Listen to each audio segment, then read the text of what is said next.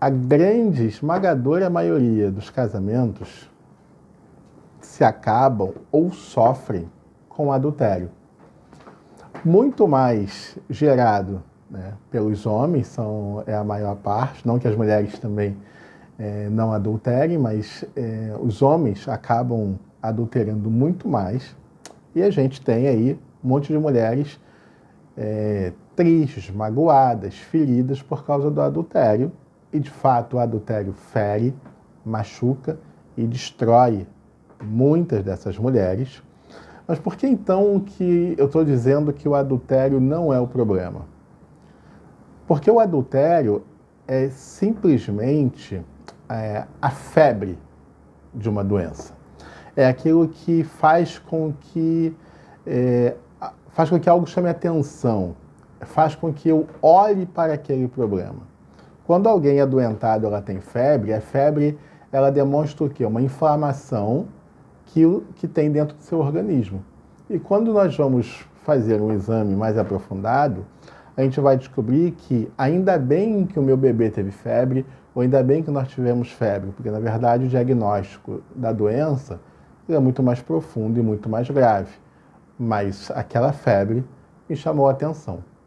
Assim é o adultério dentro de um casamento. Quando acontece o adultério, acontece uma grande explosão nesse casamento. Acontece um grito, acontece uma bomba que explode nessa casa.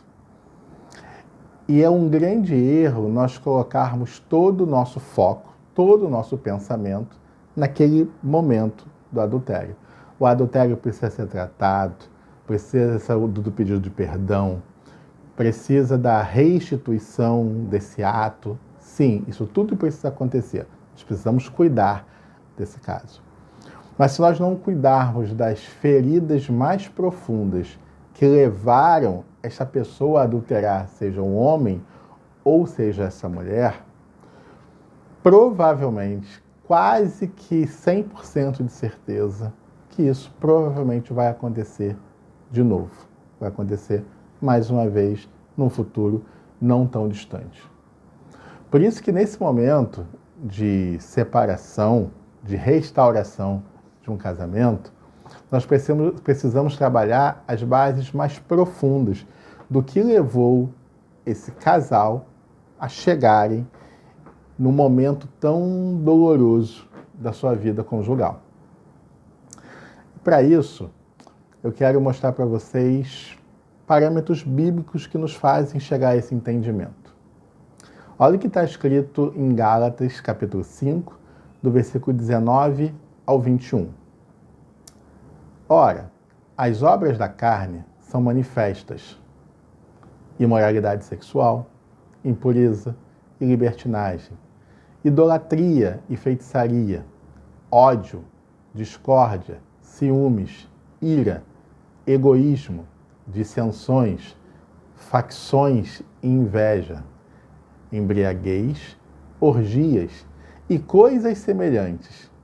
Eu os advirto, como antes já os adverti, que os que praticam essas coisas não herdarão o reino de Deus. O que eu estou querendo mostrar com essa passagem bíblica? Que as obras manifestas da carne é que me levam ao adultério. Logo, eu vou perceber que este homem ou esta mulher que adulterou, muito antes de adulterar, ele já vinha dando estes frutos, que são obras da carne.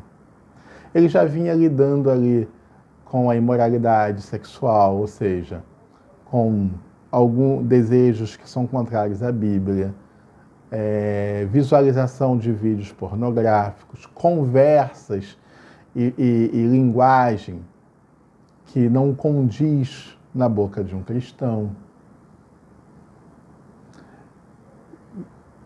Excesso de ciúme, gerando discórdia, brigando, já não sendo mais tão amante da paz, se irando com muita facilidade, começando a tomar atitudes egoístas, como ficar sozinho, querer sair sozinho, Falas como: eu preciso ser feliz, nós temos o direito de ser feliz, nem tudo é assim, não. Isso não é bem desse jeito. Questionando muitas vezes o que a Bíblia diz. E a gente vai perceber que isso é um caminho a ser percorrido. E no final dele, o que nós vamos ter é a destruição do casamento. O adultério ele acaba revelando a nós o estado dessa alma, que é uma alma que está se perdendo, que é a alma que está se afastando de Deus. E tudo aquilo que se afasta de Deus só pode gerar confusão, não pode gerar um fruto bom no final das coisas. O resultado de um adultério é alguém que vive sem Cristo. E aí talvez alguns de vocês escrevam, né, no chat, questionem ou perguntem: mas o meu marido era pastor, o meu marido era cristão, o meu marido era um líder na igreja, o meu marido é crente. E eu vou responder assim para você: sim, a maioria faz isso. O fato de nós estarmos dentro de uma denominação religiosa não nos faz cristãos, não nos faz salvo, não nos faz liberto da nossa carnalidade. Para isso, nós precisamos de Cristo em nós. Para isso, nós precisamos morrer para as nossas vontades. Para isso, nós precisamos obedecer a todos os mandamentos de Cristo. Para isso, nós precisamos renunciar o nosso querer, a nossa vontade. E isso é individual. Isso nenhuma religião vai nos dar. Porque isso quem nos dá é o Espírito Santo de Deus. É uma relação individual com Deus. É uma relação individual com o Espírito. É uma caminhada que é nossa com Deus. Isso independe da placa da igreja, independe da denominação, independe de onde você caminha e com quem você caminha. Porque a relação com Deus ela é única, ela é inseparável, ela é totalmente individual. E um cristão, ele tem características.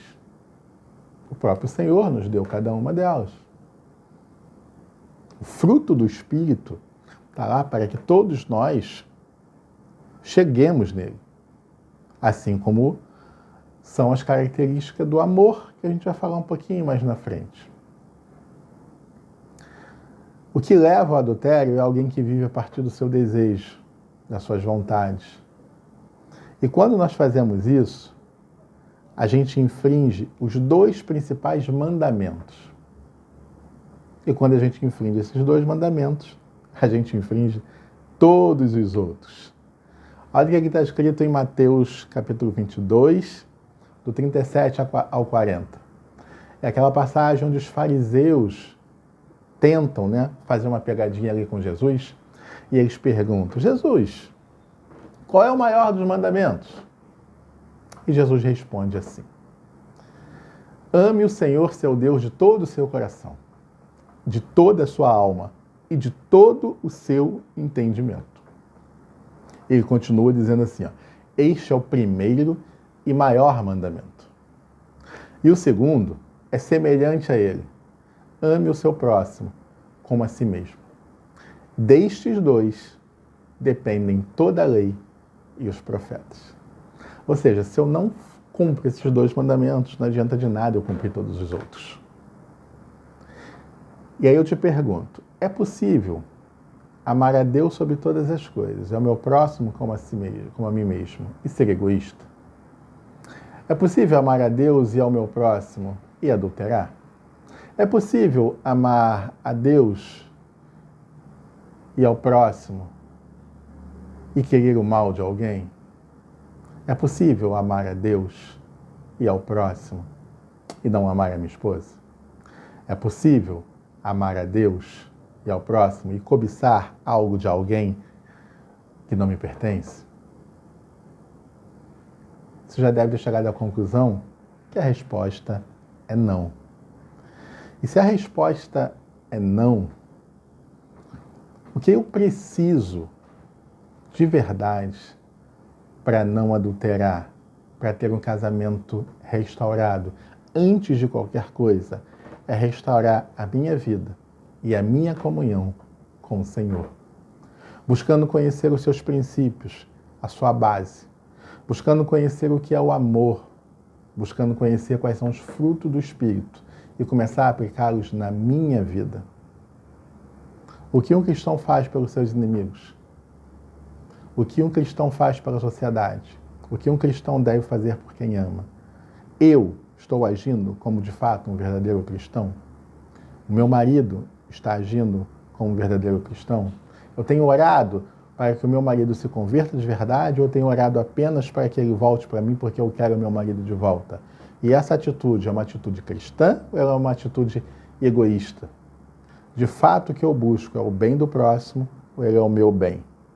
Fique com essa reflexão, responde aí no chat, tire alguma dúvida conosco, faça uma pergunta e eu espero de verdade que esse vídeo tenha alcançado seu coração e que nessa reflexão você alcance o Senhor de uma forma muito mais profunda. A gente se vê no próximo vídeo.